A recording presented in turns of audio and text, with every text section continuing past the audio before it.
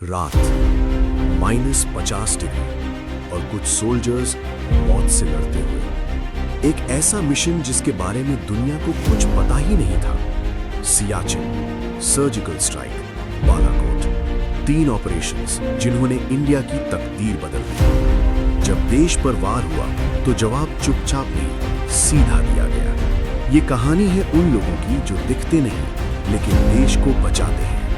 सच जानने के लिए वीडियो एंड तक जरूर देखो। रात का वक्त था। ठंड इतनी ज्यादा थी कि सांस लेना भी मुश्किल हो रहा था। हिमालय की उन ऊंचाइयों पर जहां आम इंसान 1 घंटे भी ना टिक पाए, वहां कुछ लोग चुपचाप अपनी पोजीशन ले रहे थे। ना आवाज, ना रोशनी, बस एक मिशन। ऐसा मिशन जिसके बारे में दुनिया को कुछ पता नहीं था। इंडिया के कुछ सबसे सीक्रेट मिलिट्री ऑपरेशंस जिन्होंने देश की तकदीर बदल दी, लेकिन जिनकी कहानियां आज भी अधूरी सुनाई जाती हैं। ये कहानी है हिम्मत की, दिमाग की और उन लोगों की जो चुप रहकर भी हिस्ट्री लिख देते हैं। सबसे पहला चैप्टर शुरू होता है साल 1984 से, ऑपरेशन मेघदूत। सोचो, एक ऐसी जगह जहां टेम्परेचर -50 डिग्री तक चला जाता है, जहां हवा भी दुश्मन बन जाती है। सियाचिन ग्लेशियर, दुनिया का सबसे ऊंचा बैटलफील्ड। उस वक्त इंडिया और पाकिस्तान के बीच एक साइलेंट रेस चल रही थी। दोनों देश सियाचिन पर कब्जा करना चाहते थे, लेकिन जो पहले पहुंचता वही जीतता। इंडिया ने एक बोल्ड डिसीजन लिया। आर्मी ने प्लान बनाया कि बिना किसी को बताए, बिना किसी शोर के सियाचिन के इंपॉर्टेंट पॉइंट्स पर पहले कब्जा किया जाए। अप्रैल 1984, इंडियन सोल्जर्स हेलीकॉप्टर्स के थ्रू उन ऊंचाइयों पर उतरे गए जहां लैंड करना लगभग इम्पॉसिबल था।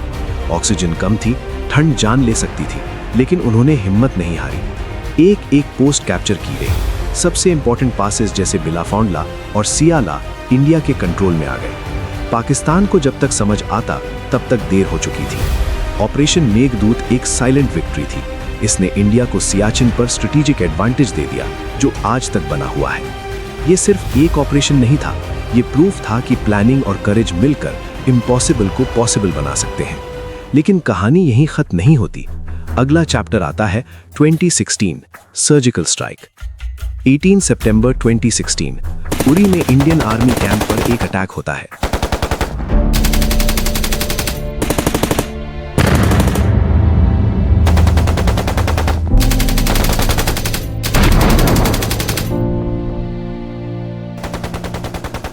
काफी जवान शहीद हो जाते हैं। देश गुस्से में था। हर तरफ एक ही सवाल था, जवाब कब मिलेगा। इस बार इंडिया चुप रहने वाला नहीं था।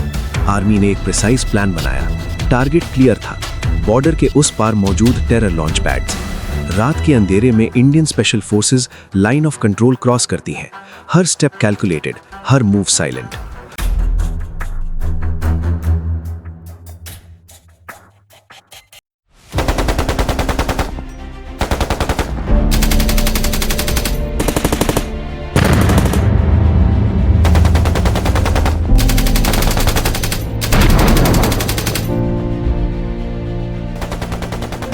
उन्होंने मल्टीपल लोकेशंस पर एक साथ स्ट्राइक की। टारगेट्स डिस्ट्रॉय किए गए और सबसे इंपॉर्टेंट बात, मिशन कंप्लीट होने के बाद सब सोल्जर्स सेफ वापस आ गए। ये ऑपरेशन सिर्फ एक मिलिट्री एक्शन नहीं था, ये एक मैसेज था। मैसेज ये कि अगर कोई इंडिया पर हमला करेगा तो जवाब जरूर मिलेगा।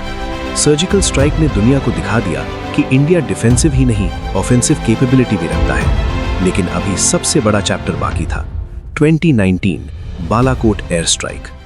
14 फरवरी 2019, पुलवामा अटैक। एक सुसाइड बॉम्बर ने सीआरपीएफ कॉन्वॉय को टारगेट किया। 40 से ज्यादा जवान शहीद हो गए। पूरा देश शोक में था, लेकिन साथ ही एक डिटर्मिनेशन भी था। इस बार रिस्पॉन्स और भी बड़ा होने वाला था। 26 फरवरी 2019, सुबह के अंधेरे में इंडियन एयरफोर्स के फाइटर जेट्स साइलेंटली पाकिस्तान के एयर स्पेस में एंटर करते हैं।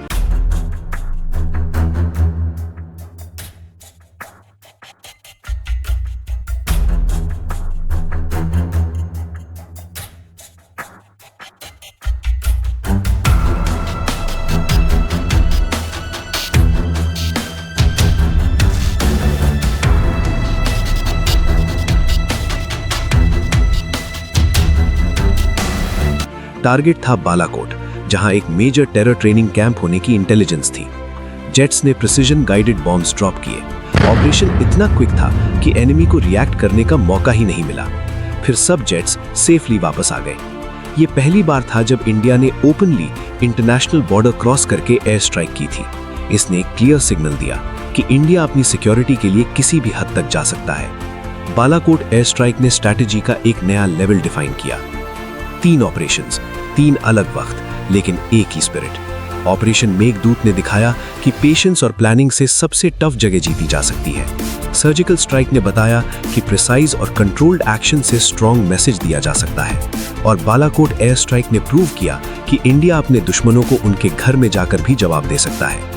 इन सब कहानियों में एक कॉमन चीज है, वो लोग जो फ्रंट पर खड़े होते हैं। उनके नाम शायद हमें ना पता हो, लेकिन उनकी वजह से हम सेफ हैं। उनकी कहानियां शोर नहीं करती, लेकिन इम्पैक्ट बहुत गहरा छोड़ जाती हैं। और शायद इसीलिए ये ऑपरेशन सिर्फ मिलिट्री हिस्ट्री का हिस्सा नहीं, बल्कि इंडिया की स्ट्रेंथ का सिंबल है। ये कहानियां हमें याद दिलाती हैं कि असली पावर सिर्फ वेपन्स में नहीं होती, बल्कि उन लोगों में होती है जो उन्हें यूज करते हैं। और जब देश के लिए खड़े होने की बात आती है, तो इंडिया कभी पीछे नहीं हटता।